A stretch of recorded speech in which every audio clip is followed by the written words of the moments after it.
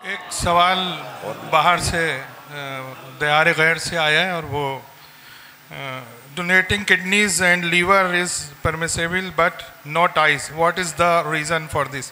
کہ گردے اور جگر کا عطیہ تو دیا جا سکتا ہے لیکن آنکھوں کے عطیے کے لیے. آپ کو یہ جان کے خوشی ہوگی کہ پورے پاکستان میں یہ فقیر جو آپ کے سامنے بیٹھا ہے وہ انگلیوں پہ گنے ہوئے شیعہ علماء میں ایک ہے جس نے ڈاکٹر ادیب الحسن کو شیعہ فقہ کے مطابق آرگن ڈونیشن کے حوالے سے مقالہ لکھ کے دیا ہے. سبحان. اور شائع بھی ہوا ہے کراچی اور وہ کراچی یونیورسٹی نے چھاپا ہے. جی جی ڈاکٹر صاحب آپ کو ابرار بھائی آپ کو تو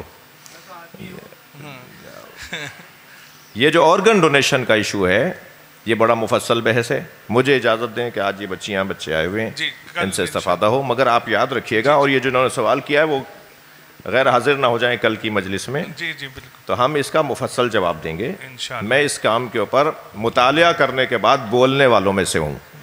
میرے لیے یہ نئی بات نہیں ہے، یہ نیا موضوع نہیں ہے. ماشاءاللہ ماشاءاللہ. اس کے پیچھے اہل بیت کی تعلیمات کیا کہتی ہیں اور اس کے کیا جواب ہیں اور کیوں ایسا ہے کہ آنکھ دینا جائز نہیں ہے مگر گردہ دینا جائز ہے. جی جی جی کیا سبب ہے اس کے اوپر بھی مجھے سوال صحیح ہے. سوال صحیح ہے، بہترین سوال ہے.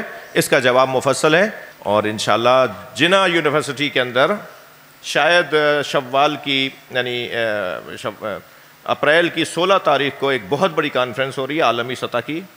اس میں جن پورے پاکستان سے جس شیعہ کے طالب علم کو بلایا گیا ہے وہ یہ فقیر ہے جو آپ کے سامنے بیٹھا ہے.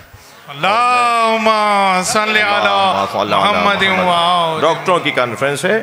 اس میں وہ ایک دیوبندی، ایک بریلوی اور ایک شیعہ عالم کو لینا چاہتے تھے اور کیونکہ انہیں پتا تھا کہ میرا اس پہ تھوڑا بہت کام ہے اس لیے ڈاکٹر حضرات تشریف لائے تھے اور ہم نے ان کو وعدہ کر لیا. اس میں خطاب کرنے جا رہا ہوں، اپنے پرانے مقالے کو اور بہتر کر کے جاؤں گا. جو میری ریسرچ پہلے ہے اس کے اوپر مزید بہتری کر کے میں اس میں خطاب کرنے جاؤں گا. ڈاکٹر نازنی اور اس طرح کے ڈاکٹرز تشریف لے کر آئے تھے.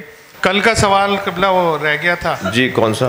وہ اگر آج آپ وہ ڈونیشن کے حوالے سے جو انسانی جسم کی اعضاء، جی اعضاء کے، کہ وہ جگر اور گردے تو دیا جا سکتا ہے لیکن آنکھوں کے لیے تھوڑے سے علت ہے اس میں کوئی. قرآن نے جس آیت کو ہمیں اس بحث میں، بحث یہ تھی کل جو لوگ نہیں تھے سوال آیا تھا کہ آرگن ڈونیشن میں اہدائے اعضاء میں آنکھ کا دینا کسی کو جائز نہیں ہے مگر گردے کا دینا جائز ہے. وہ بھی شرائط کے ساتھ جائز ہے، اس کی بھی شرائط ہیں لیکن جائز ہے. جی میں اور ذرا بحث کو پختہ کر دیتا ہوں، سوال کو اور مضبوط کر دیتا ہوں. انگلی کا دینا جائز نہیں ہے، کان کا دینا جائز نہیں ہے، گھٹنے کا دینا جائز نہیں ہے، پنڈلی کا دینا جائز نہیں ہے، پیر کے گٹوں کا دینا جائز نہیں ہے مگر جگر کا دینا جائز ہے، دل کا دینا جائز ہے، گردوں کا دینا جائز ہے. چھوٹی چھوٹی چیزیں دینا جائز نہیں ہے، بڑی بڑی چیزیں دینا جائز ہے. سوال یہ تھا.